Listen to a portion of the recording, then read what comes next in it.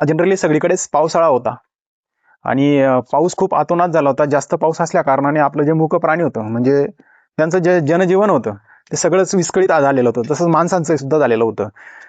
विषय फक्त एवढाच येतो ना, माणूस तर बोलू शकतो, त्याच्या गरजा तो पूर्ण करू शकतो, पण हा मुका प्राणी नाही करू शकत. आपला जो शेळीपालन व्यवसाय असेल किंवा कुक्कुटपालन असेल किंवा कुठलाही गुरंढोरं तुम्ही पाळत असाल, सांभाळत असाल, पण त्याची गरज भागवणं हे खूप महत्वाचं आहे मित्रांनो.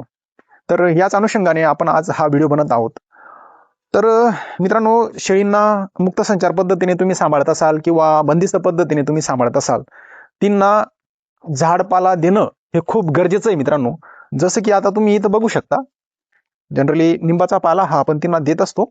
याच्यामध्ये मिक्स हा असा वेल असतो मित्रांनो. हा वेल म्हणजे खूप प्रोटीनयुक्त असतो. याच्यामध्ये ना त्यांची रोगप्रतिकार शक्ती खूप जबरदस्त वाढत असते हा निंबाचा पाला खाल्ल्याने.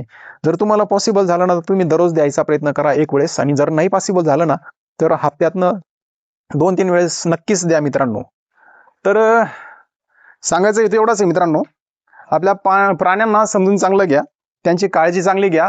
उन्हाळा असो, पावसाळा असो किंवा हिवाळा असो, तुमचं जर नियोजन उत्तम असेल ना, तर तुमच्याकडचे जे प्राणी असतील ना, तेही उत्तम असतील मित्रांनो. तरी आपल्या ब्रीडिंग शेडच्या शेळ्या आहे मित्रांनो. या शेळींना क्रॉस करण्यासाठी आपण हा बोकड ठेवलेला आहे, आणि या बोकडाचा जर रिझल्ट तुम्हाला बघायचा असेल तर बघा, हा रिझल्ट आहे.